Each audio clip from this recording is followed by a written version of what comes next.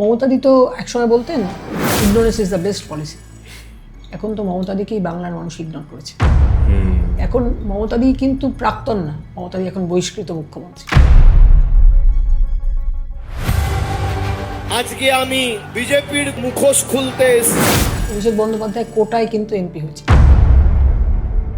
আজকে আমি খুব হ্যাপি, আমার 18,000 টাকা পেনশন এখন। আমি খুব একটা বড় লোক না, কিন্তু আমার ঘরে শান্তি আছে।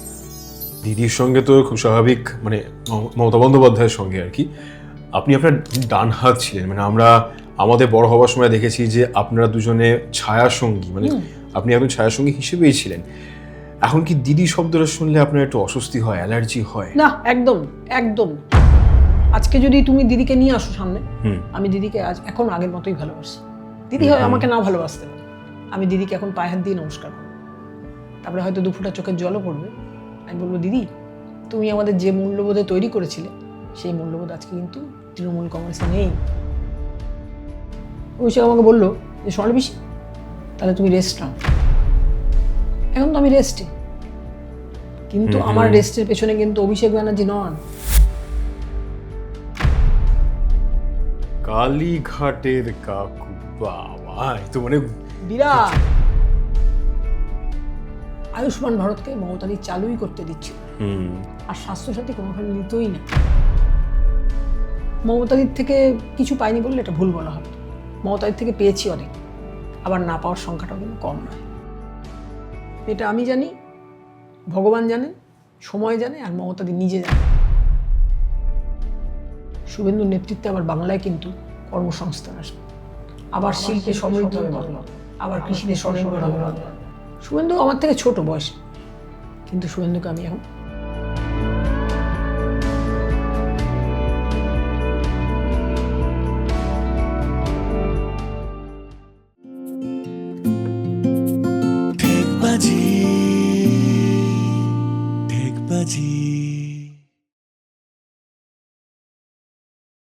তাহলে কি তৃণমূল কংগ্রেসের সোনালী দিন শেষ? তাই তো মনে হচ্ছে। এবং সেখানে কিন্তু আপনার একটা বেশ ভালো রকম ভূমিকা আছে, কারণ শুভেন্দুবাবু যখন এবছর জিতলেন ভবানীপুরে, কোথায় কোথায় কি কি লুপ হোল ইত্যাদি আছে সে খবরটা আপনি নাকি ওকে বা দলকে জানিয়েছিলেন। না, আচ্ছা, আমি শুভেন্দুবাবুর হয়ে প্রচার করতে আমি কিন্তু কাঁথিতেও গেছিলাম। সেদিন শুভেন্দুর সঙ্গে আমার দেখা হয়নি। আমি শুভেন্দু অধিকারীর যে একদম ছোট ভাই, তার সঙ্গে বিজেপি সেন্ট্রাল পার্টি অফিসে মিট করেছি। শান্তিকুঞ্জ বলে শুভেন্দুদের যে বাড়ি, সেই বাড়িটাতে সামনে আমার তো ছোট গাড়ি, তো আমাকে কেউ একটা বড় গাড়ি দিয়েছিল, সেই গাড়িটা করে ট্রাভেল করেছিলাম। সেই ড্রাইভারটার নাম ছিল শুভঙ্কর। বলছে, পাতি বাংলায় বলছে, এখানে গাড়ি দাঁড় করাবেন না, এক্ষুনি সাহেব ডাকবে। তখন ওর নাম ছিল শুভঙ্কর। আমি শুভঙ্করকে বললাম, শুভঙ্কর ভাই চল, এখান থেকে দাঁড়ানো যাবে না, আমরা যেখানে ওরা নিয়ে যাচ্ছি সেখানে চল। হয়তো শুভেন্দু নামবে। শুভেন্দু নামলো না। নামলেন কে? শিশিরবাবু। চুনোট করা ধুতি, গিলে করা পাঞ্জাবি, হাতে বড় বড় সিগারেট। আমি শিশিরদাকে দেখি, তো শিশিরদা আমাদের সঙ্গে এমএলএ ছিলেন, আমি শিশিরদাকে শিশিরদাই বলি। শিশিরদা জয় শ্রীরাম। তখন হাসতে হাসতে বলছেন, তুমি তো অনেক আগে থেকেই জয় শ্রীরাম শোনালি। আমি গেছি, সুমন গেছে, আর আমার অ্যাটেন্ডেন্ট গেছে মহিলা। সুমন তো শিশিরদাকে বলছে যে জেঠু দিদিকে আবার আগের পজিশানে নিয়ে আসো। সবাই নমস্কার করলো। আমি আমার মেয়েকে বললাম যে শিশিরদাই দেখো, আমার নিজের মেয়ে, ও কিন্তু পলিটিক্সে একদম ইন্টারেস্টেড না। তখন শিশিরদা বললো, হতেই হবে পলিটিক্সে ইন্টারেস্টেড, মায়ের রক্ত। মায়ের রক্ত। তখন শিশিরদা বললেন, মা এতবারের এমএলএ, ডেপুটি স্পিকার, বাবা দুবারের কাউন্সিলর, ও তো কিছুতেই, ও আমাকে দেখেছে তো আমি হাউ হাউ করে কেঁদেছি। আর বাবা তো পুরুষ মানুষ, বাবা তো কাঁদতে পারেনি, বাবা গুমড়েছে। প্রত্যেকবার ওর সিটটা মহিলা করে দেওয়া হয়। তো আজকে আমি খুব হ্যাপি, আমার 18,000 টাকা পেনশন এখন। আমাকে আমার মাস্টারদা ভাইয়েরা জিজ্ঞেস করে যে, হ্যাঁ রে, আমার ডাকনাম পুকাই, হ্যাঁ রে পুকাই, তুই কি ডেপুটি স্পিকার হিসেবে কোনো পেনশন পাস না? এলাম না। তুই 4 বারের মিলে না, একবার জিতলেও যা পেনশন, 4 বার জিতলেও তাই পেনশন। আমি তো বুঝতে পারিনি আমার হাজব্যান্ডের উপর দিয়ে কি ঝড় বয়ে গেছে। আমি খুব একটা বড় লোক না, কিন্তু আমার ঘরে শান্তি আছে। আমি, আমার হাজব্যান্ড, আমার একটা মাত্র মেয়ে, আমার টুইন বেবি অরিজিনালি, কিন্তু মানে যে শান্তিটা ঠিক এই মুহূর্তে রাজনৈতিকভাবে কারণ নেই। কারণ নেই, না। মানে একের পর এক ধরা পড়ছে, নয় দল ছাড়ছে, মানে অদ্ভুত ভাঙনের মধ্যে দিয়ে যে সময়টায় আপনারা দেখেছেন তৈরি হতে স্বাভাবিক, হাত ধরে একসঙ্গে শুরু হওয়া যাত্রা ইত্যাদি, সেখান থেকে আজকে এই যে ভাঙন, এটা কি ধরতে পেরেছিলেন আপনি না যে হতে পারে বলে? না, তবে বুঝতে পেরেছিলাম। কি কারণে মনে হচ্ছিল আপনার? মমতাদি কিন্তু আজকে আমি, এটা তো আড্ডার ঠেক, মমতাদিকে কিন্তু আমি কখনো হাতে করে টাকা নিতে দেখিনি। তাহলে কি তিনি অন্যভাবে নিয়েছেন আপনি এরকম কিছু? মমতাদি হয়তো নিতেন, নিতেন যে সেটা আমরাও জানতাম না। এই অবক্ষয়টা হলো দলের, দল তো একটা মূল্যবোধ দিয়ে তৈরি হয়। মমতাদি যখন একবার তৃণমূল কংগ্রেস গঠন হওয়ার পরে মমতাদি একবার মালদা গেলেন, তখন মমতাদিকে মালদা ইংরেজবাজার বলে একটা পুরসভা আছে, ইংরেজবাজার পুরসভার যে চেয়ারম্যান তার নাম কৃষ্ণেন্দু নারায়ণ চৌধুরী, তাকে সবাই সংক্ষেপে কিষাণ বলে ডাকত।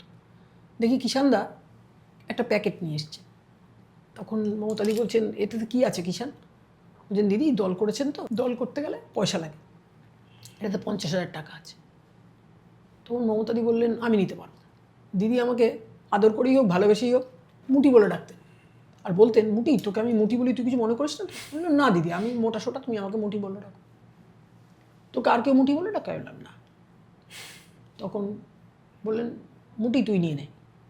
বলছি দিদি 50,000 টাকা তখনকার সময় অনেক অনেক। তখন কিছুদিন বাদে ফিরে আসলাম, দিদি গৌড় এক্সপ্রেসে মালদা গেছে, গৌড়েই আমরা ফিরলাম।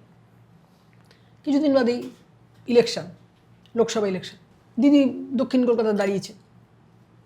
মালদারই একটা ছেলে বিশ্বজিৎ বলে, সে আসলো। সরি দিদি আসে, ওরা এমনি কথা বলে। তা বললাম দিদি আছে, কিন্তু দিদি তখন তোর সঙ্গে দেখা করতে পারবে না বাবু। বললো কেন? তখন আমি বললাম 48 আওয়ার্স বিফোর পোল দিদি এইসবে প্রচার করে ঢুকেছেন বিশ্বজিৎ, দিদি এখন রেস্ট নিচ্ছে। দিদির বাড়িতে তোমরা গেছো কিনা আমি জানি না, দিদি গোটা বাড়িটাই পর্দা দিয়ে ঘেরা। দিদি খুব কিউরিসিটি, দিদি পর্দার পেছনে দাঁড়িয়ে সব শুনছেন। কিন্তু দিদি বলছেন সোনালি বিশ্বজিৎ এসছে না, বিশ্বজিতের গলা পেলাম না। আমি বললাম হ্যাঁ। বিশ্বজিৎ তখন বলছে তুমি কইলা কেন যে দিদি নাই? আমি বলেছি দিদি আমি নাই বলিনি তো, নেই বলিনি তো, আমি বলেছি দিদি বিশ্রাম নিচ্ছে। আমি শুনলাম কিষাণদা নাকি দিদিরে 50,000 টাকা দিতে চাইছে, দিদি কিন্তু সেটা নেয় নাই। তখন আমি তো বড় ফেরেববাজ, আমি বললাম দিদি তো হাতে করে টাকা নেয় না বিশ্বজিৎ, এই টাকাটা আমরা দিদিকে দিতে চাই। তখন আমি বললাম এই 50,000 টাকা নিতে চাইলো না দিদি, আর তুই 5,000 টাকা দিতে চাইছিস? তখন বলে এইটা না আমরা সহকর্মীরা সব চান্দা তুল্লা দিছি। দিদি শুনছেন কিন্তু পর্দার আড়াল থেকে। দিদি বেরোলেন, বিশ্বজিৎ দিদি পায়ে হাত দিয়ে নমস্কার করে জিভে মাথায় ঠেকালো, তবে জিভে ঠেকালো। দিদি বললেন মুটি এটা দিয়ে তুই ঠাকুরের মালা কিনা, 48 আওয়ার্স বিফোর পোল। আমি কিন্তু, তুমিও বেহালার বাসিন্দা আমিও বেহালার বাসিন্দা, আমি কিন্তু বেহালা বাজারেও গেলাম না, কালীঘাট বাজারেও গেলাম না। দিদি বাড়ি তো কালীঘাটে, আমি চলে গেলাম টালিগঞ্জ টাউনে। 5,000 টাকার ফুলের মালা, ঠাকুরের ফুল, ঠাকুর ফুলওয়ালা ভাই আর মালা দিয়ে কুল করতে পারছে। আমাকে জিজ্ঞেস করলেন দিদি কার জন্য মালা নিচ্ছেন? এরকম দাও মালাটাকে নিয়ে যাই, মালা নেওয়া শেষ হবে তবে আমি বলবো কার জন্য মালা নিলাম। মালাটা যখন নেওয়া শেষ হলো আমি মমতাদির বাড়ির জন্য মালা নিচ্ছি। বলে মমতাদি যে মানে তৃণমূল কংগ্রেস যে গঠন করেছে মমতা ব্যানার্জি? হ্যাঁ। দিদির বাবা তখন প্রয়াত, আমি দিদির বাবার জন্য মালা আনলাম। দিদি বলছেন ও বাবা, বাবার ফটোতে নমস্কার করে বলছে ও বাবা দেখো আমার মুটি তোমার জন্য মালা নিয়ে এসছে। দিদির মা তখন বেঁচে রয়েছে, বলছে ও মা তুমি সারাক্ষণ ঘুমাচ্ছ, দেখো না মুটি সব ঠাকুরকে মালা পরিয়ে দিয়েছে। মাসিমা উঠে বসলো, ও আচ্ছা সোনালি তুমি মালা এনেছো? হ্যাঁ। তখন বললেন যে ভালো করেছো, আমি মেসমশাইকেও মালা পরিয়ে দিয়েছি। এই ছিল দিদির বেসিক ক্যারেক্টার। মানে দিদির সঙ্গে তো খুব স্বাভাবিক, মানে মমতা বন্দ্যোপাধ্যায়ের সঙ্গে আর কি আপনি আপনার ডান হাত ছিলেন, মানে আমরা আমাদের বড় হওয়ার সময় দেখেছি যে আপনারা দুজনে ছায়াসঙ্গী, মানে আপনি একজন ছায়াসঙ্গী হিসেবেই ছিলেন। এখন কি দিদি শব্দটা শুনলে আপনার একটু অস্বস্তি হয়, অ্যালার্জি হয়? না একদম একদম। আজকে যদি তুমি দিদিকে নিয়ে আসো সামনে, আমি দিদিকে এখন আগের মতোই ভালোবাসি।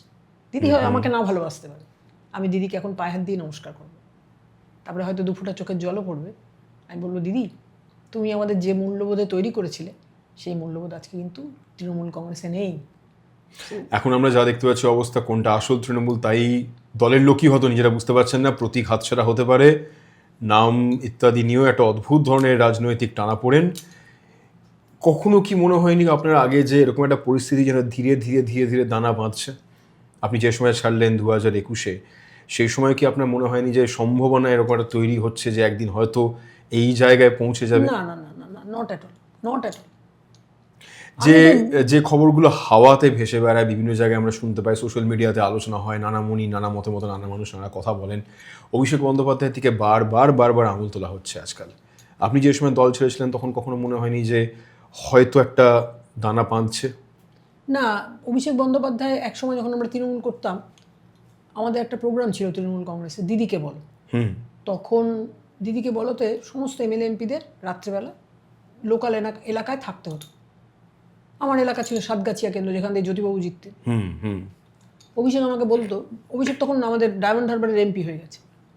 অভিষেক আমাকে বললো যে স্বর্ণালী পিসি, তুমি নাকি রাত্রে থাকতে পারছো? বললাম হ্যাঁ বাবা, আমি রাত্রে থাকতে পারছি। কেন, তোমার কি শরীর খারাপ? তখন আমি বললাম বাবা, আমার শরীর তো খারাপ আছেই, কিন্তু তার উপরে আমার বাচ্চাটা ছোটো, তো এই জন্যই রাত্রে থাকতে পারছি। তাহলে তুমি রেস্ট নাও। তখন আমি বললাম, তখন শওকত মোল্লা কিন্তু প্রেজেন্ট, ক্যামাক স্ট্রিটের বাড়িতে বলছে। তখন আমি শওকতকে বললাম, শওকত, অভিষেক কী বললো রে? শওকত, দড়ি মাছ না ছুঁই পানি, আমি কিছু শুনিনি দিদি। না আচ্ছা, আমি ওই ক্যাটাগরির নিরাপত্তা পাই, একজন হিন্দু একজন মুসলমান সিকিউরিটি, যে তার নাম মুক্তার খান, আর হিন্দুর যে ছিলেন তার নাম সুজিত মাইতি। আমি কাঁদতে কাঁদতে আমার মুক্তারকে, মানে আমার মুসলমান সিকিউরিটিটাকে এসে বললাম যে মুক্তার ভাই, অভিষেক ব্যানার্জি আজকে আমাকে রেস্টে যেতে বললেন। মুক্তার বলছে কী বলছেন দিদি, আপনি তো 24 ঘন্টার মধ্যে 24 ঘন্টা ইন্টু 24x7 সেই সময়টুকু আপনি কনস্টিটিউয়েন্সিতে দেন, আপনি ভুল শুনেছেন। কেন, আমার চোখটা খারাপ, কানটা খারাপ না, সত্যি তো আমি রেস্টে, আমি এখন অথর্ব হয়ে গেছি, এখন আমি একটা সাপোর্ট ছাড়া চলতেও পারি না। রাজনীতি আপনার দীর্ঘদিনের ভালোবাসার জায়গা, জীবিকা আমি বলবো না, কারণ সত্যি যারা এত বছর ধরে আমরা খেয়াল করেছি রাজনীতিকে ভালোবেসেছেন, তারা সেই ভালোবাসার টানে অনেক কিছু তারা ত্যাগ করে তারা করেছেন। ত্যাগের কাহিনী আপনার কিছু কম সম্ভবত নয়, কারণ রাজনীতিকে ভালোবেসে আপনি পেয়েছেন কম, নাকি না পেয়েছেন উজাড় করে পেয়েছেন? অনেক পেয়েছি, উজাড় করে পাইনি, আমি অনেক পেয়েছি। অনেক। আর অভিমানের জায়গা রাজনীতির ক্ষেত্রে কোথায় কোথায় আছে আপনার? অভিমানের জায়গা দেখো, আমার পুরোটাই তো মমতাদিকে কেন্দ্রিক। তাতে মমতাদির থেকে কিছু পাইনি বললে এটা ভুল বলা হবে, মমতাদির থেকে পেয়েছি অনেক, আবার না পাওয়ার সংখ্যাটাও কিন্তু কম নয়।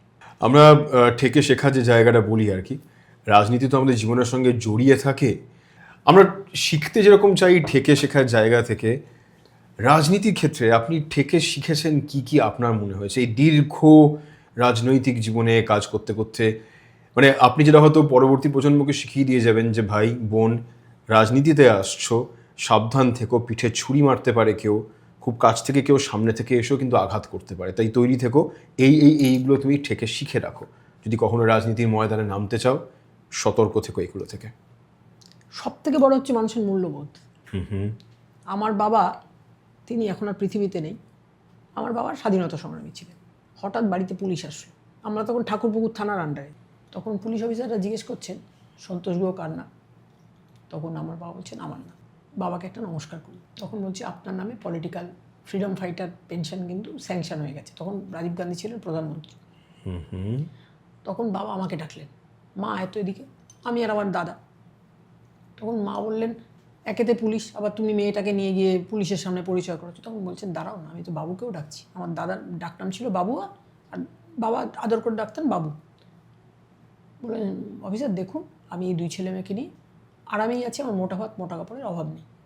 আমার থেকেও গরিব যারা আছে তাদেরকে আপনার ফ্রিডম ফাইটিং পেনশন দিন। আমরা তো ফ্রিডম ফাইটিং করেছি কোনো পেনশন পাবো বলে না, দেশকে ভালোবেসে ফ্রিডম ফাইটিং। আদর্শ মূল্যবোধের জায়গাটা। আমার সঙ্গে তো দুর্নীতির কোনো যোগাযোগই নেই। আমার বাড়িতে তোমাকে একদিন যেতে নেমন্তন্ন করব, সেদিন হয়তো শুধু চাই খেয়ে ফিরে আসতে হবে তোমার।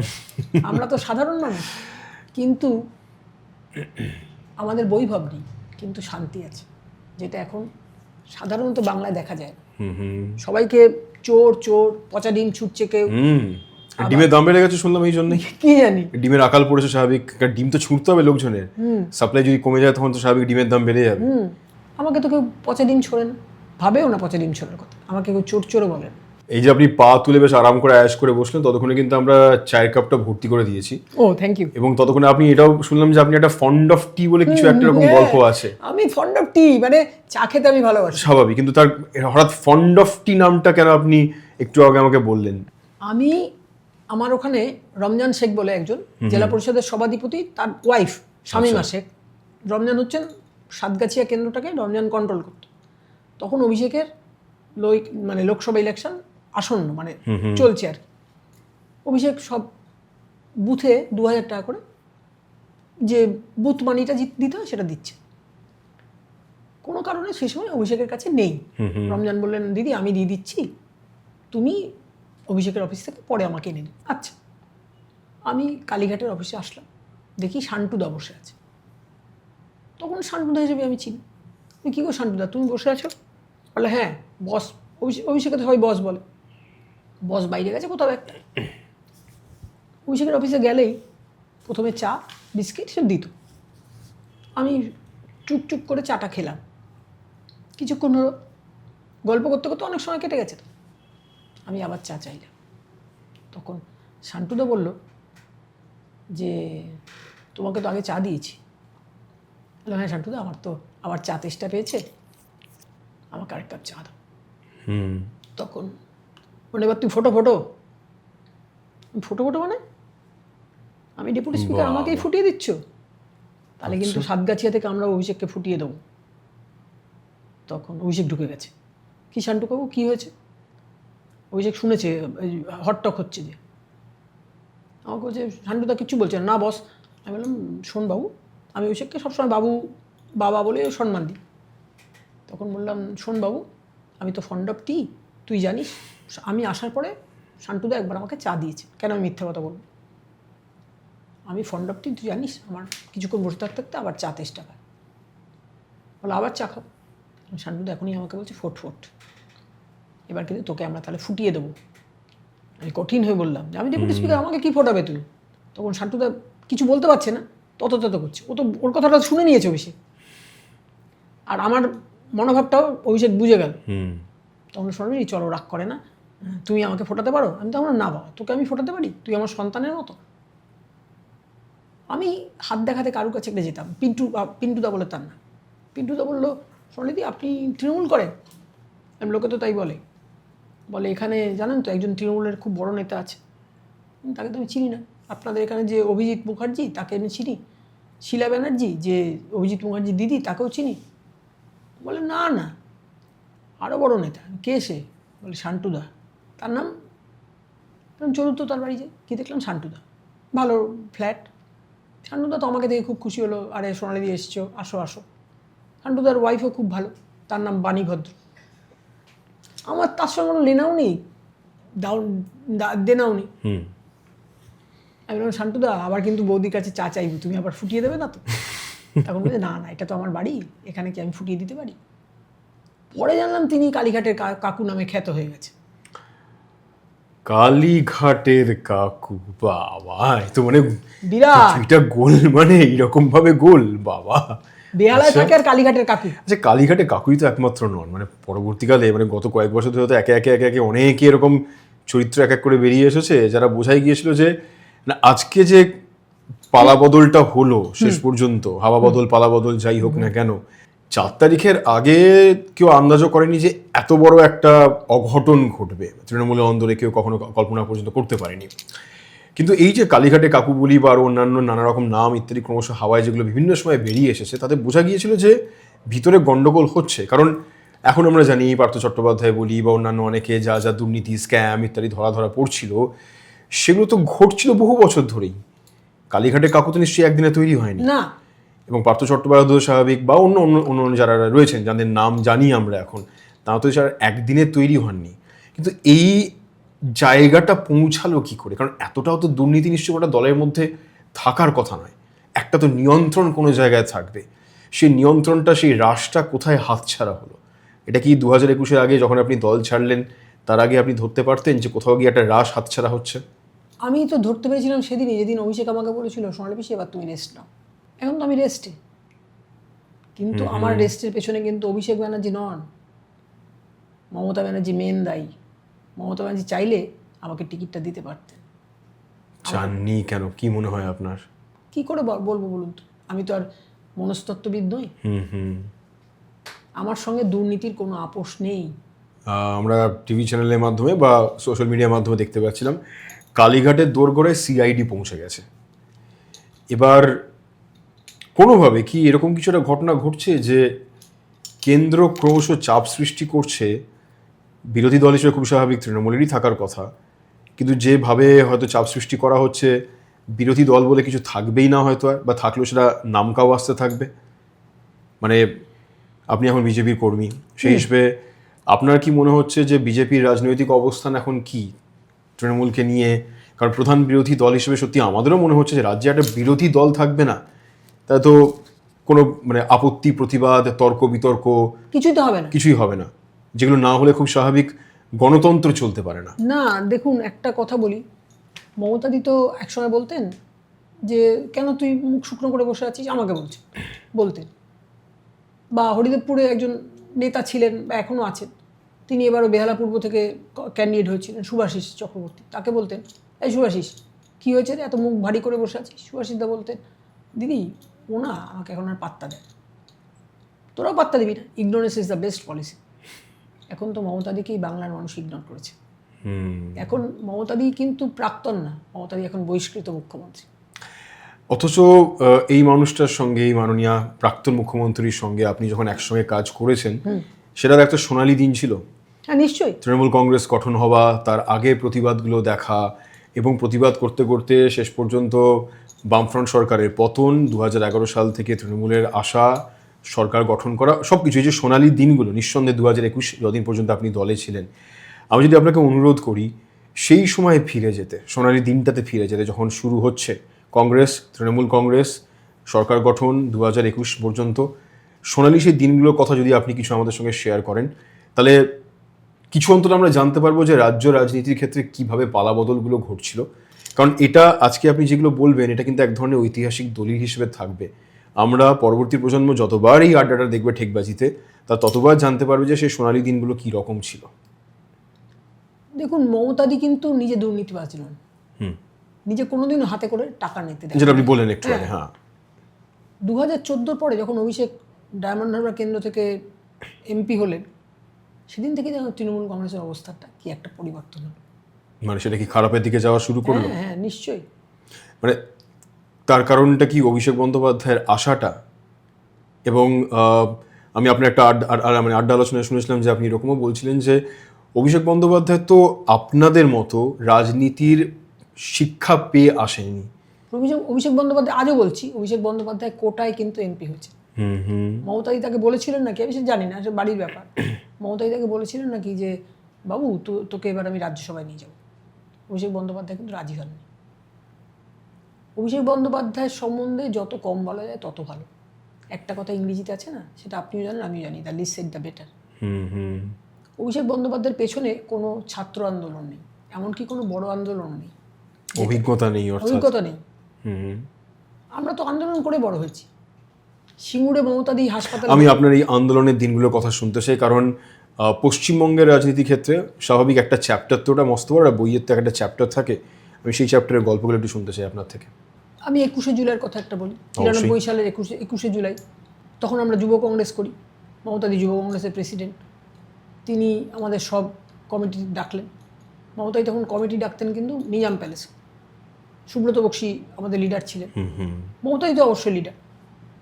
বললেন, বক্সীদা, দ্রব্যমূল্য বেড়ে গেছে আর বেকার সমস্যা বেড়েছে, আমরা যদি মহাকরণ ঘেরাও করি। তখন বক্সীদা বললেন, করুন, এটা কি আপনার ডিক্লেয়ার্ড প্রোগ্রাম? তখন বললেন হ্যাঁ। তখন জ্যোতিবাবু মুখ্যমন্ত্রী,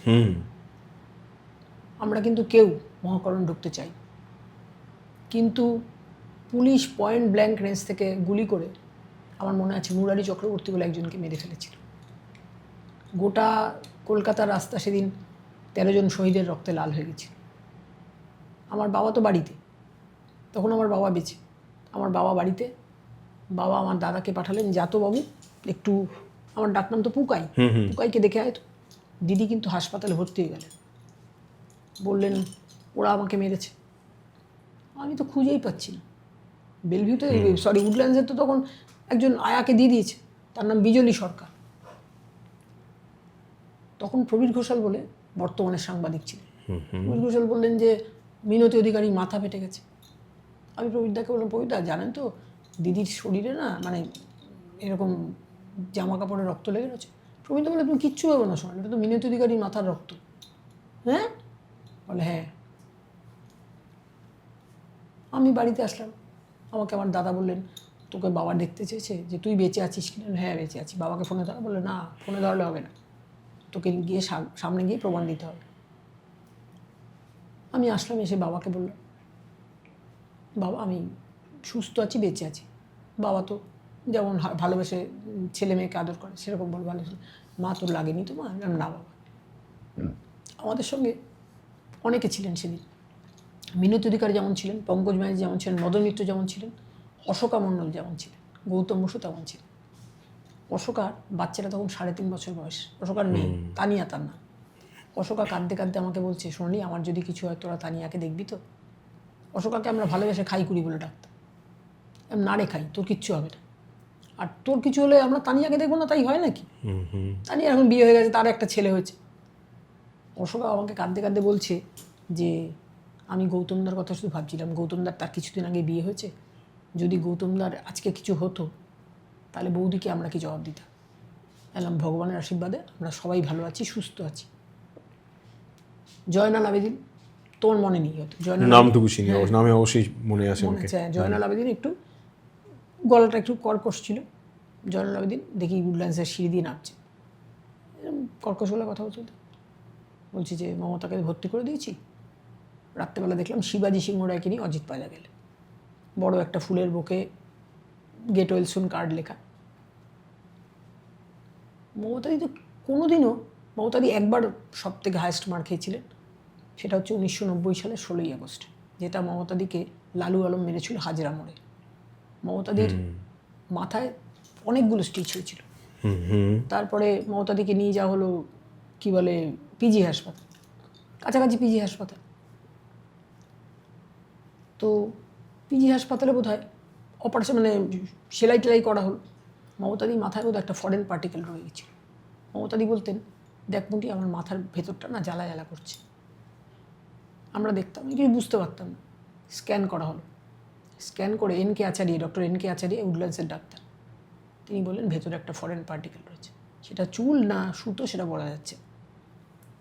আমি খুব কাঁদছি তখন বাংলা বন্ধ দেখেছে কংগ্রেস। আমরা দিদিকে জিজ্ঞেস করলাম, দিদি তখন 89 সালে মালিনী ভট্টাচার্যের কাছে হেরে গেছে। আমি দিদিকে বললাম, দিদি তুমি কি কালকে বেরোবে? দিদি বললো না কালকে বেরোবো না। আমরা আর আসলাম না। দিলীপদা কিন্তু সেদিন ছিলেন। দিলীপদা মানে দিলীপ মজুমদার, মানিক মজুমদার হচ্ছেন দিদির অফিস সামলাতেন, মানিক মজুমদারের ভাগনা। দিলীপ মজুমদারের হাত ভেঙে গেল। তারপরে অনিল মুখার্জি, তিনি দিদি ওয়ার্ডেরই কাউন্সিলর ছিলেন। আমাদের কাউকে দিদি ডাকলেন না, সুভাষিসকে না, আমাকে না, পান্টুদাকে না, ভোলাদাকেও না, কাউকে না। দিদি নিজে নিজে বেরোলেন। হঠাৎ দেখি আমাদের পাড়ার একজন জামাইবাবু, ডলুদির বর, তিনি এসছেন। আমার মাকে সবাই মাইমা বলতো। মাইমা, সোনালী শেখর কি বাড়িতে আছে? তো মা বলছেন হ্যাঁ জামাই। বললেন সোনালী কী করছে? মা বললেন খেয়ে দিয়ে ঘুমাচ্ছে। সোনালী ঘুমাচ্ছে, এদিকে মমতা ব্যানার্জিকে তো মেরে মাথা ফাটিয়ে দিয়েছে। তখন মা বলছেন মমতা ব্যানার্জি মানে আমাদের মমতাকে? তখন বললেন হ্যাঁ। জামাইবাবু একটা সাইকেল নিয়ে এসছেন। আমি যখন শুনেছি না মমতাদিকে মেরেছে, আমি জামাই সাইকেলের পেছনে উঠে বসলাম। তখন মা হাসতে হাসতে বলছেন, জামাই তোমার সাইকেলের টায়ারের পাম দেওয়া আছে তো? তখন এই জামাইবাবু বললেন হ্যাঁ মাইমা সাইকেল চালালে না আমি সামনে যেই থাকুক আমি কিচ্ছু মনে করি না। আর আপনি ভাবছেন তো সোনালি মোটা বলে আমার সাইকেলের টায়ারটা হয়ে যাবে, পাংচার হয়ে যাবে? আমি সাইকেল চালালে আমি নিজেকে অরণ্যদেব বলে মনে করি। আমি মমতাদি সাইকেলে জামাইবাবুর সাইকেলে আমি পিজি গেলাম, গিয়ে দেখি মমতাদি অজ্ঞান হয়ে পড়ে রয়েছেন, মাথায় ব্যান্ডেজ করা। আমি বলছি দিদি, ও দিদি। দিদি বলছেন কে রে? সোনালি। দিদি চিনতে পারলেন, দিদি কাঁদতে লাগলেন, বললেন জানিস তো আমাকে এক ফোঁটা জলও দেয়নি আর একটু বেড প্যানও দেয়নি। তখন আমি পিজি সুপার ছিলেন, আমরা এখন যাকে এমএসবিপি বলি, বিধান সান্যাল, মারাত্মক বদমাইশ। তখন দিদি কংগ্রেসের মিছিলে হেঁটেছেন, মার খেয়েছেন। এর মধ্যে দেখলাম প্রিয়রঞ্জন দাসবংশী ঢুকলেন। প্রিয়দা আমাকে আগে থেকে চিনতেন, বললেন শোনি তুই আছিস, শোন বাইরে কিন্তু রোডে গেছে যে মমতা এক্সপায়ার করেছে। কী বলছেন প্রিয়দা? হ্যাঁ, বলছে তোরা তো বাইরে যাচ্ছিস না, সেদিন মনসা পুজো, 17ই আগস্ট মনসা পুজো হয় জেনারেলি, বাইরে কিন্তু কংগ্রেসের কর্মীরা আগুন জ্বালাচ্ছে সব। আমি বললাম এই তো আমি 1 মিনিট আগে দিদিকে জল খাইয়ে আসলাম, তাহলে আমি কাকে জল খাওয়ালাম? আমার একটু ভূতের ভয়। হ্যাঁ, আমার ভূতের ভয়, আমি ভূতকে ভয় পাই আর ভগবানকে ভয় পাই, চরম এক্সট্রিম নেগেটিভ এনার্জি আর এক্সট্রিম পজিটিভ এনার্জি। তখন বলছেন যে তুই আবার যা তো মমতা বেঁচে আছে কিনা দেখ। আমি গিয়ে দেখছি দিদিকে জল ও দিদি দিদি দিদি দেখছি সাড়া দিচ্ছে না। আচ্ছা, তখন আমি বলছি, আমি গাল চুলকাচ্ছি, তখন বলছি যে ও দিদি দিদি প্রিয়দা এসছেন। দিদি অস্পষ্ট স্বরে বলছি আমি এখন কারোর সঙ্গে দেখা করতে পারবো না। দিদি তো মাথায় আঘাত।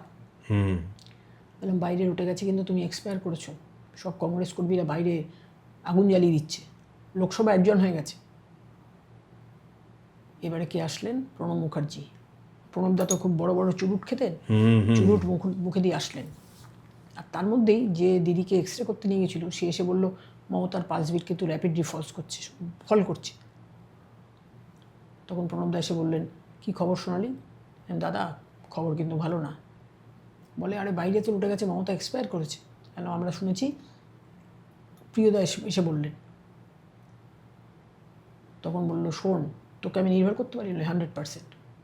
বলে তোর ইংরেজি বলায় দক্ষতা কিনা? আমি খুব একটা ভালো ইংরেজি বলতে পারি না, তবে ইয়েস নো ভেরি গুড বলে থ্যাংক ইউ বলে চালিয়ে দিই।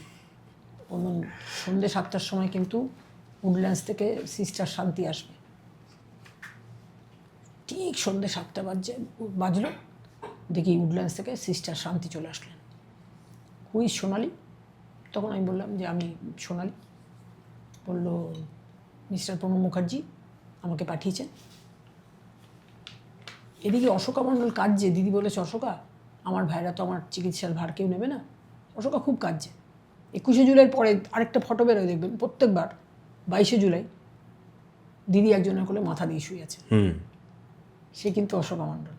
শুভেন্দুবাবুর কথা একটু আপনার মুখ থেকে শুনতে চাই। শুভেন্দুবাবুকে আপনি কিভাবে দেখেছেন? তৃণমূল কংগ্রেসে তার কাজ আপনি কিভাবে দেখেছেন এবং তারপরেও আপনি কিভাবে দেখেছেন? শুভেন্দু খুব বড় একজন নেতা। আমি তো মহামতি গোখলেকে প্রত্যক্ষ করিনি। মহামতি গোখলে একসময় বলতেন নাকি what Bengal things today India things tomorrow. Suvendu এমন একটা পার্সোনালিটি, শুভেন্দুর নেতৃত্বে আবার বাংলায় কিন্তু কর্মসংস্থান আসবে, আবার শিল্পে সমৃদ্ধ হবে বাংলা, আবার কৃষিতে স্বনির্ভর হবে বাংলা। কেন আপনার মনে হচ্ছে? কারণ শুভেন্দুবাবুর মধ্যে আপনি কি এমন সাংগঠনিক দক্ষতা দেখেছেন? মানে আমরাও দেখছি অবশ্যই, কিন্তু আপনি কিভাবে দেখেছেন যে আপনার মনে হচ্ছে যে মুখ্যমন্ত্রী হিসেবে তিনি এইভাবে এগিয়ে নিয়ে যাবেন পশ্চিমবঙ্গকে? শুভেন্দুর একটাই অ্যাডভান্টেজ যে শুভেন্দু তো পাক্কা সনাতনী, সে তো আমরা সবাই সনাতনী, আমরা তো আমাদের ধর্মকে কেউ অস্বীকার করতে পারি না। কিন্তু শুভেন্দু এই যে একটা করেছে, আমার বাড়ি কলেজ স্ট্রিট আসার আগে ওই যে জলুয়াটেলি বা কলুটোলা এইসব জায়গা পার হতে হয়, সেখানে দেখতাম শুক্রবার হলে মুসলমানরা নামাজ পড়বেন বলে, মুসলমানরা সবাইকে আমি মুসলমানদের শ্রদ্ধা করি, নামাজ পড়বেন বলে সব চাদর বিছিয়ে বা এ করে বসে থাকতো রাস্তার উপরে, রাস্তাটাকে ব্লকেট করে বসে থাকতো। শুভেন্দু এসে সেটাকে কিন্তু বন্ধ করেছে। শুভেন্দু আমার থেকে ছোট বয়সে, কিন্তু শুভেন্দুকে আমি এখন লাজবাব, তুমি এগিয়ে চলো আমরা তোমার সঙ্গে আছি। এখন এই যে ডিম টিম ছোঁড়া হচ্ছে তার কারণ তো খুব স্বাভাবিক। এত বছর ধরে উঠে আসা প্রচুর দুর্নীতি, মানে প্রচুর দুর্নীতি এখন ধরা পড়ছে। বিভিন্ন ঘটনায় ওকে দোষ দিচ্ছে, ও ওকে দোষ দিচ্ছে। এতদিন কেউ দলের চাপে নাকি কথা বলতে পারতো না, এখন সবাই মন খুলে প্রাণ খুলে এখন সব কিছু বলে দিচ্ছে। এই করতে গিয়ে আমরা এমন লোকের নামে শুনতে পাচ্ছি যেগুলো আমাদের এখন মনে হচ্ছে যে এরা এইগুলো করেছেন। এরা কিন্তু, আমি নাম করে আলাদা করে কিছু বলছি না, কিন্তু এরা আপনার সহকর্মী ছিলেন সেই সময় তৃণমূল কংগ্রেসে। যেমন কার নামে বলি, কারণ কার নামে কি কি বেরোচ্ছে তার তো কোনো প্রমাণ সব ক্ষেত্রে আমরা পাচ্ছি না, ফলে আমার বলাটা বোধহয় না, উচিত না, হতে হবে না, না। বলো, বলো, আমি বলো। নাম নিয়ে হয়তো বলতে চাইবো না, কিন্তু আমি যদি এইটুকু বলি যে যেমন যাদেরটা খানিকটা হলেও আলোচনায় তর্কে বিতর্কের মধ্যে ছিল, পার্থ চট্টোপাধ্যায়ের কথা মাঝখানে বেশ কিছু বছর ধরে রীতিমতো তিনি চর্চায় ছিলেন। কয়েকজন কাউন্সিলর পরপর ধরা পড়ছেন, তাদের বিভিন্ন জায়গায় দেখা যাচ্ছে যে দুর্নীতির পুরো শিখরে তারা পুরো বসেছিলেন। এদের মধ্যে কারোর কথা আজ আপনার মনে হয় যে সেই সময়ের ঘটনা মনে পড়ে যে তখন থেকেই তাদের এই অভ্যেসগুলো ধরা পড়তে মানে চোখে পড়তো, কানে আসতো যে কোথাও একটা হচ্ছে, এবং না, না, না, দিদি হয়তো না, দেখেও না, দেখতেন না? না, না, না, আচ্ছা। এমন একটা লোকও নেই যে আমার তার কথা মনে পড়ছে না। হুম হুম আমি বিশেষ করে ওই যে বললাম আমার রক্তটা ছিল সাচ্চা রক্ত। হুম আমার বাবা দুর্নীতির সঙ্গে কোনো আপোষ করেননি, কোনো করতে চাইতেন না। স্বাধীনতা সংগ্রামী হিসেবে স্বাধীনতা খুব সংগ্রামী। স্বাভাবিক। বিজয় সিং নাহারের সঙ্গে তিনি দল করেছেন। হুম লাস্টের দিকে দেখা গেল ফ্রিডম ফাইটার পেনশনটা এত বাড়িয়ে দিল, আমার মা তখন আমাকে বলল, তোর বাবা তো ফ্রিডম ফাইটিং করতেন, দেখ না বাবা একটু দিল্লিতে গিয়ে যদি কোনো তদারকি করা যায়। আমার দাদাও বুদ্ধদেব বাবুর কাছে করলেন। বুদ্ধদেব বাবু বললেন যে যদি দুজন ওনার সঙ্গে যারা অ্যারেস্ট হয়েছেন যদি দুজন কো প্রিজনারকে আনতে পারেন, কিন্তু আনফর্চুনেটলি একজনের বাড়িতে গেল, দেখলো সে মারা গেছে, আর একজনকে তো খুঁজেই পাওয়া গেল না। আমাদের কোনো আফসোস নেই, আমরা দিব্যি ভালোবাতো। আমার বাবা আমাদের বিয়ে দিয়েছেন, আমার দাদারও বিয়ে হয়ে গেছিল, আর আমার এখন একটা না, আমার টুইন বেবি। আমি বলছিলেন একটু আগে। আমার টুইন বেবি 4.5 মাস বয়সে সেই বাচ্চাটা আমাকে টাটা করে চলে গেছে। আমার একটা মেয়ে, সে সাউথ পয়েন্টে পড়তো।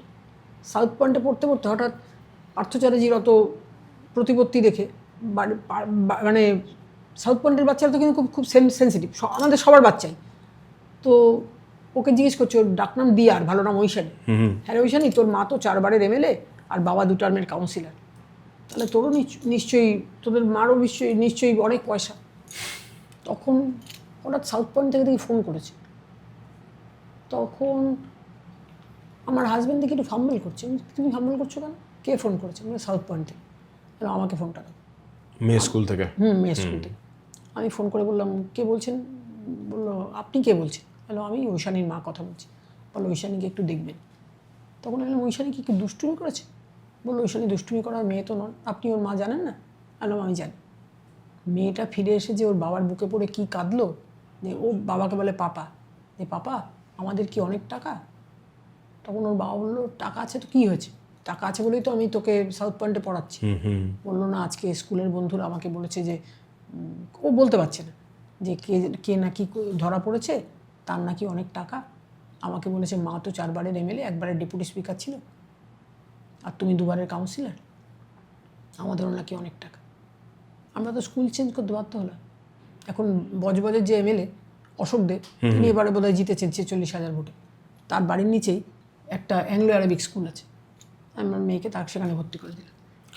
আপনার দীর্ঘ রাজনৈতিক জীবনে, যেহেতু আমরা ঠেকে শেখার কথা আর কি বলি, আমি যদি বলি যে আপনার শেখা রাজনৈতিক ঠিক এবং ভুল কিছু ঘটনার ভিত্তিতে একটা বা দুটো যদি অন্তত ঘটনা এরকম বলেন যেখান থেকে আমরাও কিছু শিখতে পারি, জানতে পারি, বুঝতে পারি যে এই ঘটনা ঘটেছিল পশ্চিমবঙ্গে, যার হয়তো ভুল ব্যাখ্যা হয়েছিল বা মানুষ ঠিকও জানেন, কিন্তু তার থেকে ঠেকে শেখা উচিত।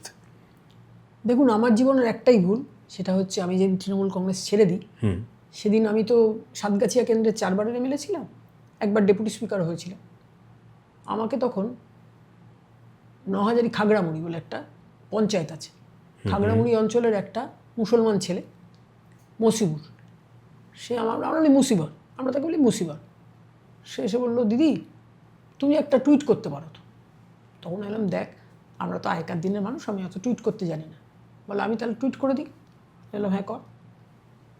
ও আমার কথা শুনেই লিখলো যে মাছ যেমন জল ছাড়া বাঁচতে পারে না, দিদিকে উদ্দেশ্য করে আমিও তোমাকে ছাড়া বাঁচতে পারছি না, আমি ভুল করে থাকলে আমাকে ক্ষমা করে দাও দিদি, তুমি আমাকে নিজের দলে টেনে না। কিন্তু এটা বোধহয় 2021-এর ইলেকশনের রেজাল্টের পরে বোধহয় আপনি বলছেন সেটা, সে সময় কি সেটা মনে নেই আমার, কিন্তু আমি টুইট করেছিলাম। কিন্তু দিদি ডিড নট রেসপন্ড। দিদি আমার ওখান থেকে অনেক মিছিল করে যান, দিদি তো আমাকে ভালোবেসে মুটি বলে রাখতেন। অনেক দিদির কাছে অনেক আদরও পেয়েছি, অনেক অনাদরও পেয়েছি, কিন্তু দিদি একবার ভাবেন না যে মুটিটাকে আমি হাতে করে মানুষ করেন, মানুষ তো করেছেন আমার মা। আমি বলি শ্রীকৃষ্ণেরও 2টো মা, আমারও 2টো মা। আমার নিজের গর্ভধারিণী যেমন একজন, আবার মমতাদির মার কথা না বললে আমি তো অকৃতজ্ঞ। মমতাদির মার কাছে কিন্তু আমরা যখন বড় হওয়ার সময়, যখন মেয়েদের মাকে দরকার, তখন কিন্তু মমতাদির মায়ের কাছে আমরা বেশি থাকতাম। আমার কোনো অসুবিধা হলো, মাসিমা আমার এই অসুবিধা হচ্ছে, মাসিমা বলতো তোমার ওইখানে এইটা রয়েছে বা ওইটা রয়েছে, এটা করো না। কখনো কিন্তু ওনার মনে হয়নি যে আমার মুটিটা কেমন আছে, বা আমার হাজবেন্ডকেও কিন্তু উনি কাউন্সিলরের টিকিট দিয়েছে। এখন আমি একবার ফান্ডা ফাটিয়ে দিলাম, মমতাদি প্রেগনেন্ট হয়েছিল, আচ্ছা, এটা আমি জানি, ভগবান জানেন, সময় জানে, আর মমতাদি নিজে জানেন। আচ্ছা, কিন্তু আমার কাছে কোনো ফোন আসেনি। অনিন্দ চৌধুরী বলে একজন হঠাৎ আমাকে কেউ ফোন করলেন, আমার কাছে এখন ফোন রাখতে দেওয়া হয়। তিনি সাংবাদিক? সাংবাদিক বললেন না, বললেন আমি অনিন্দ চৌধুরী বলছি, আপনাকে আমি খুব ফলো করি। বললাম আচ্ছা দাদা বলুন। কথা বলতে বলতে হঠাৎ উনি বলছেন, এই গলাচুরি, এটা কিন্তু সিপিএমের পুলিশ না। তখন আমি বুঝলাম এই তো অন্য খাতে বইছে। তখন আমি একটা কাঁচা গালাগালি দিলাম। আমি যে গালাগালি, আমি গালাগালি ম্যানুফ্যাকচারার, কিন্তু আমি একটা কাঁচা গালাগালি দিলাম। তখন ফোন কেটে দিল। তারপরেই আমার হাজব্যান্ডের কাছে ফোন আসলো, তোর মেয়েকে রেপ করে দেবো। নাকি? হ্যাঁ, আচ্ছা, আমার মেয়ে 16 বছর বয়স। আমার হাজব্যান্ড পাটা একটু ভাঙা, পায়ে একটা প্লেট বসেছে, ও তো পায়ে ছুরি নিয়ে চলে গেছে। আমি বললাম কোথায় যাচ্ছ তুমি? বলে মমতাকে মারো। মমতাই তখন চিফ মিনিস্টার। ভাব, পাগল হয়েছে নাকি তুই? মমতাদি বাড়িতেই ঢুকতে পারবেন। বলে আমার মেয়েকে অসম্মান করা। আমার মেয়ের এখনই 2008-এ জন্ম, এই তো 2008 থেকে 2026। মেয়েটা সবে বড় বড় হচ্ছে, মেয়েটা সব বোঝে। স্ট্রোক কবে হয়েছিল আপনার? ওই যেদিন রাম মন্দির উদ্বোধন করতে অমিত শাহজি এসেছিলেন সজল ঘোষের প্রোগ্রামে। সজল ঘোষ আমাকে খুবই ভালোবাসেন, শ্রদ্ধা করেন। সজল ঘোষ সেদিন আমাকে একটা কার্ড দিয়ে ডেকেছে, বলে দিদি অমিত শাহজি আজকে আসছেন, তুমি আজকে আসো। আমার সেদিন বিকেলবেলা আমার বাচ্চাটার সঙ্গে আমি হাঁটছিলাম ঘরে, একটা প্লাস্টিকের একটা পাত্রের ওপর পড়ে গেলাম। আমি তো একটু ভারী, প্লাস্টিকের পাত্রটা ভেঙে গেল। তখন আমার বাচ্চাটা তো সবে না, বড় এখন, গিয়ে ওর বাবাকে বললো পাপা পাপা মা পড়ে গেছে। তখন ওর বাবা এসে কিছু বুঝতে পারলো, ওর বাবা তো ডাক্তার না, এসে বললেন আমাকে হাসপাতালে নিয়ে যাওয়া, মানে ডাক্তার ডাকা হলো। তখন ডাক্তার বললেন যে আমাকে একটু সময় দিন মিস্টার বোস, বোধহয় ওনার একটা স্ট্রোক হয়েছে। তো আমি তারপরে দেখলাম ধূপগুড়ির এমএলএ, তাকে ভর্তি করলো বিজেপির ছেলেরা, ব্রজকিশোর রায়। তারপরে তোকে ভেন্টিলেশনে পাঠিয়ে দিল। আমি বললাম তুমি সজলকে ফোন করো। তখন ও বললো সজল, ও তো সজল বলে না, সজলের ডাক্তার হচ্ছে দেবু। দেবু বোধহয় তোর দিদি এই স্ট্রোক হয়েছে। না, স্ট্রোক হয়েছে বুঝতে পারছি, বলছে না, বোধহয় তোর দিদি অমিত শাহজির প্রোগ্রামে যেতে পারবেন না। সজল একটা কথাই লিখলো, এ মা আমাকে হাসপাতালে ভর্তি করতে হবে। আমি বললাম আমি কিন্তু কোনো সরকারি হাসপাতালে ভর্তি হব না। তখন বললেন যে কেন? বললাম না, সরকারি হাসপাতালে আমি ভর্তি হলে কিন্তু দিদি আমাকে ইঞ্জেকশন দিয়ে মেরে ফেলে দেবে। তুমি কি বলছো? না হ্যাঁ, আমাকে তুমি দেবুর নার্সিংহোমে ভর্তি কর, মানে সজলের নার্সিংহোমে ভর্তি কর। সজলের একটা নার্সিংহোম আছে মানিকতলায়, কি যেন নাম, ওই যে নারাম না কি একটা, সেখানে ভর্তি হলো। সেখানে লক্ষ লক্ষ টাকা খরচ হলো আমাকে। তারপর আমি তো সজলের নার্সিংহোমে, প্রথম থেকেই আমি সজলের নার্সিংহোমে কখনো ভর্তি হইনি। আমার মেয়ে হয়েছে ভাগীরথী নিয়ে উঠিয়ে, আর আমি অ্যাপোলোতে ভর্তি হতে একটু কমফোর্টেবল ফিল করি। স্ট্রোকের পরে এখন আপনি কেমন আছেন? ঠিক আছে, ওই তো যেমন আপনারা দেখলেন। রাজনীতির ময়দানে আবার লড়াই করতে নামতে চান? হ্যাঁ নিশ্চয়ই। কিভাবে কাজ করতে চান? বিজেপিতে নতুনভাবে এলো পশ্চিমবঙ্গে, হাওয়া তো বদল ঘটলো, এবার আপনি দায়িত্ব পেলে বা দায়িত্ব নিতে চাইলে কিভাবে কাজ করতে চাইবেন আপনি? দেখুন, আমি তো মানুষটাই পলিটিক্যাল মানুষ, আমার খিদেটা হচ্ছে পলিটিক্স। আমাকে পলিটিক্স, আর আপনি পলিটিক্যাল যত খাদ্য দেবেন আমি সব খাদ্য গ্রহণ করতে পারি, আর সেটা হজমও করে নিতে পারি। আমি কিন্তু 4 বার এমএলএ এবং ডেপুটি স্পিকার ছিলাম। আমি এখন ডেপুটি স্পিকার ছিলাম, ছিলেন ওয়ান্স আপন এ টাইম। তো আমি বিজেপি আমাকে হয় যোগ্য মনে করেনি, তাহলেই শুভেন্দুকে টিকিট দিয়েছে। আমি কিন্তু ভবানীপুর থেকে লড়তে চেয়েছিলাম। আমি যখন শিশিরদার সঙ্গে দেখা করলাম, শিশিরদাকে একবার, শিশিরদা তো আমার সময় এমএলএ ছিলেন, আমি বলতাম শিশিরদা একটা কাজের মেয়ে দাও না। শিশিরদা বললেন 500 টাকা নাও। তখন আমি বললাম আমি তো তোমার কাছে টাকা চাইনি, আমি শিশিরদাকে তুমি সম্বোধন করতাম। তখন শিশিরদাকে আমি যখন গেলাম দেখা করলাম শিশিরদার সঙ্গে, জয় শ্রীরাম, তখন বললেন আরে তুমি তো অনেক দিন আগে থেকেই জয় শ্রীরাম হয়ে গেছো। পশ্চিমবঙ্গে যে বিজেপি এলো, আপনার কি মনে হচ্ছে বিজেপি কিভাবে পশ্চিমবঙ্গের উন্নয়ন আনতে পারে? কারণ বহু বছর ধরে পশ্চিমবঙ্গে কোনো উন্নয়ন নেই, শিল্প নেই, সেই অর্থে যাকে বলা হয় অর্থনীতির চাকাটা ঘুরছে না। আপনার কি মনে হয় যে এখানে বিজেপির ভূমিকা কি থাকতে পারে? এখানে ডবল ইঞ্জিন সরকার এখন। এই যে গতকাল না পরশু, আমি মনে করতে পারছি না, দেখবেন আমাদের বর্তমান মুখ্যমন্ত্রী শুভেন্দু অধিকারী তিনি দিল্লি গেছিলেন, আয়ুষ্মান ভারতকে মমতাদি চালুই করতে দিচ্ছিল। সেটা শুরু হচ্ছে অবশ্যই নাড্ডার সঙ্গে যৌথ উদ্যোগে চুক্তি সাইন হয়ে গেছে, এবার বোধহয় চালু হবে। আর স্বাস্থ্যসাথী কোনোখানে নিতই না, কোনো হাসপাতালই প্রায় নিতে চাইতো না। আমি ভালো কবিতাও বলতে পারি, ভালো গানও গাইতে পারি। মমতাদি একবার গুলশান কুমারকে আমার কাছে বাড়িতে নিয়ে আসলেন, আমাদের বাড়িতে। দিল্লিতে তো আমার কোনো বাড়ি নেই, মমতাদির ফ্ল্যাটই আমাদের ফ্ল্যাট। গুলশান কুমার ঢুকছেন যখন, তখন আমি বললাম দিদি বললেন গুলশান কুমারজি এসছে। ফলে গুলশান কুমার খুব ভালো ক্যাসেট করেন, তোকে টি সিরিজের ক্যাসেট করো। দিদি গুলশান কুমার কি ক্যাসেট করবেন? উনি ওনার কাছে তো যেই যায় উনি তাকে বিয়ে করে নেন। হ্যাঁ, যেমন অনুরাধা পাড়োয়ারকে বিয়ে করছে। তখন দিদি তো আর বলতে পারছেন না যে তোকে উনি বিয়ে করতে চান না।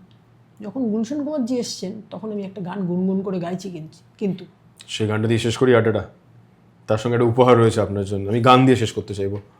সেই রাতে রাত ছিল পূর্ণিমা, রং ছিল ফাল্গুনি হাওয়াতে, খুব ভালো লাগছিল চন্দ্রিমা, খুব কাছে তোমাকে পাওয়াতে। আপনার একটা বিশেষ উপহার রয়েছে, আমি উপহারটা একটু আনাই। মানে এমন নয় যে এটা সমাপতন বলা যায়, কারণ এটা একটা সোনালি কাগজেই মোড়া। এটা ঘটে গেছে, অন্য কোনো কাগজ দিয়েও মোড়া যেতেই পারতো, কিন্তু কি মনে হলো আমাদের যে আমরা হাতে গেছে এটাকেই পেলাম। কিন্তু ভিতরে কি রয়েছে এটা আমি আপনাকে বলবো না, কারণ এটা আপনাকে খুলে দেখতে হবে। ঠেকবাজির তরফ থেকে আপনার জন্য উপহার, আমাদের টিম অনেক ভাবনা চিন্তা করেছে, এবং এটুকু আপনাকে বলতে পারি আপনাকে খুলে দেখতে হবে এখনই একবার। একদম একদম একদম আপনি খুলুন না। ঠিক আছে, আমি আপনাকে সাহায্য করি। এই এদিক দিয়ে আপনি একটুখানি সেই ধরুন জন্মদিনের উপহার পাচ্ছেন গোছের একটা ব্যাপার আর কি। এবং আপনি ইতিমধ্যেই এর কথা বলেছেন, এর মধ্যে যা আছে আপনি ইতিমধ্যেই এর কথা বলেছেন একবার। তো অনেক কথাই তো আপনি বলেছেন, কোনো একটা জায়গায় মিলে গেছে ব্যাপারটা। কারণ আমরা তো আগে থেকেই খানিকটা হলেও আন্দাজ করেছি, খানিকটা জানি আপনি কি ভালোবাসেন। তো সেই ভালোবাসার একটা ছোট্ট উপহার আমরা আমাদের তরফ থেকে দিয়েছি আপনাকে। সেটা মিললো কিনা সেটা আপনাকে বলতে হবে। খানিকটা খুলে দিলাম আপনার জন্য। এই একটাখানি জায়গা বাকি রয়েছে, এইটা দিদি, এটা আপনি আচ্ছা দেখুন তো কি দিয়েছি আপনাকে আমরা, আপনার কেমন লাগে। এটা আমি সরিয়ে নিই। আচ্ছা বেশ, ফটো ফ্রেম বুঝতেই পারছেন, দেখতে হবে আপনাকে। ফটো ফ্রেম আপনাকে দেখতে হবে, আপনাকে দেখে বলতে হবে যে কি রয়েছে। দেখুন এটা কি সরাবো? ঘুরিয়ে নি, দেখুন। ও বাবা লোকনাথ, বাবা বাবা বাবা, জয় বাবা লোকনাথ, জয় বাবা লোকনাথ। ঠাকুর তুমি কষ্ট করে আমার কাছে এসেছো, অনেক কৃপা তোমার। আর এটা যদিও প্যাক করা আছে, আমি এটা খুলেই দিই। আমি খুলি, যদি এটা আমার খোলা উচিত নয়। এবার এটা আপনাকে হালকা বের করতে হবে, সময় নিয়ে আস্তে আস্তে আস্তে আস্তে। দেখুন তো এখানে কি রয়েছে। ঘোরাবো? হ্যাঁ অবশ্যই।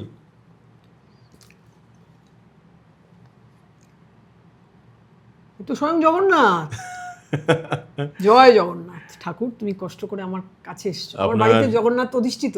সেই জন্যই আমরা সেইটুকু জানতে পেরেছিলাম বলেই আমরা ঠিক করলাম যে আপনাকে আপনার অত্যন্ত দুই প্রিয়, কি বলবো জানি না, ঠাকুর কাছের দুই ঠাকুর উপহার দিলাম আপনার জন্য।